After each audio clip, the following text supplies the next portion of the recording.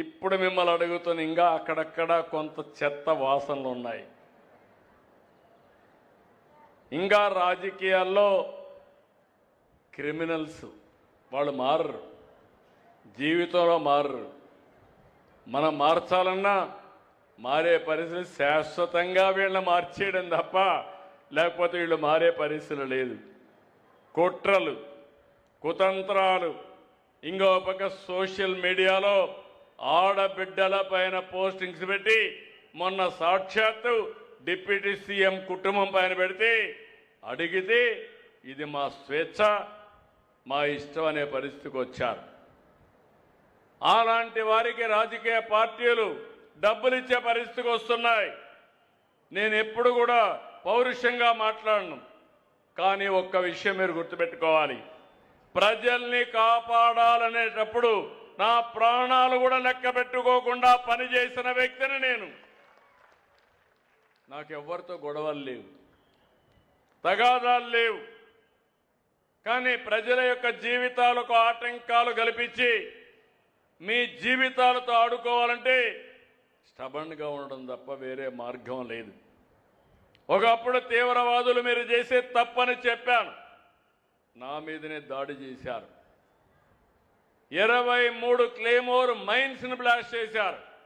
సాక్షాత్తు వెంకటేశ్వర స్వామి దిగి వచ్చి నాకు ప్రాణభిక్ష పెట్టాడు తప్ప లేకపోతే నేను బతికేవాడిని కాదు.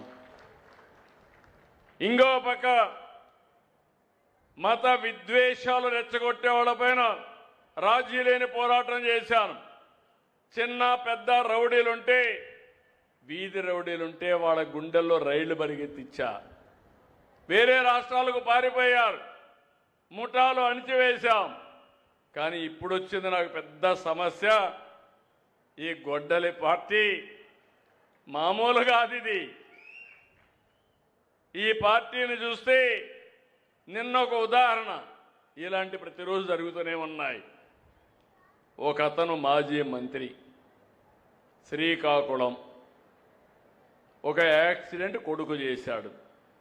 ఏం చేయాలి? కొడుకు యాక్సిడెంట్ చేశాడు, ఒక ఆయన చనిపోయాడు. చాలా పేద కుటుంబం, గొర్రెల కాపరి, వెనుకబడిన వర్గాలు. చనిపోతే ఏం చేయాలి? ఆయన్ని ఆ కుటుంబాన్ని ఆదుకోవడం, హాస్పిటల్ తీసుకుపోవడం ఇవి చేయాలి.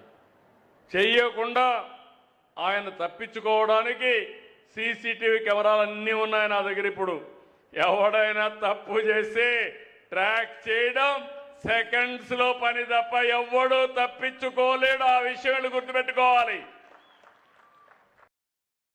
మేనేజ్ చేసేసి వాళ్ళకి డబ్బులు ఇచ్చేసి వేరే వాళ్ళపైన కేసు పెట్టేశారు. అంటే ఒక నేరాన్ని తప్పించుకోవడానికి ఇంకొక నేరం. వీళ్ళ ఉద్దేశం ఆ రోజు వివేకానంద రెడ్డిని గొడ్డలితో చంపి తర్వాత కాదు గుండెపోటు అని చెప్పి అడ్డంగా దొరికితే నా చేతిలో కత్తి పెట్టి నారాసుర రక్త చరిత్రని క్రియేట్ చేశారు. అంటే ముఖ్యమంత్రి పైనే మీరు ఆలోచించుకోవాలి. ఎందుకు నేను ఈ మాట మాట్లాడుతున్నానంటే చెప్పకపోతే నాకు తప్పు అవుతుంది.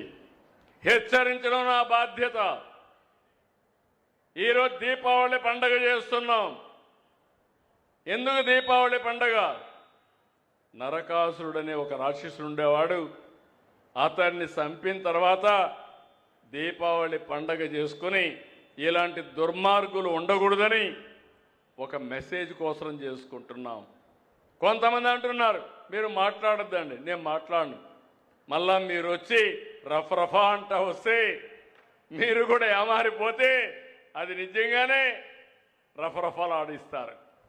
మొన్న చేశారు, మీరు చూశారు. ఎంత ధైర్యం ఉండాలని అడుగుతున్నా. మామూలుగా ఎప్పుడన్నా చూశారా? పోస్టర్స్కి, కటౌట్లకి పొట్టేళ్లు తెగలేసి దాన్ని తీసిపోయి రక్తాన్ని చల్లే పరిస్థితికి వచ్చారంటే ఏంటిది? నా జీవితంలో 48 ఏళ్ళుగా ఎప్పుడు చూడలేదు, చూడాలని కూడా ఆలోచించలేదని చెప్పి కూడా నేను మీకు తెలియజేస్తున్నా. అందుకే మిమ్మల్ని అందరినీ జాగ్రత్తగా ఉన్నా నేను. నిన్న గుంటూరులో ఒక విషయం జరిగింది, ఆ విషయం కూడా చెప్పాలి. ఇద్దరి మధ్యలో తగరాదు. ఆ ఇద్దరి మధ్యలో ఉండే తగరాదుని ఒక తెలుగుదేశం పార్టీ కార్యకర్త ఉపయోగించుకొని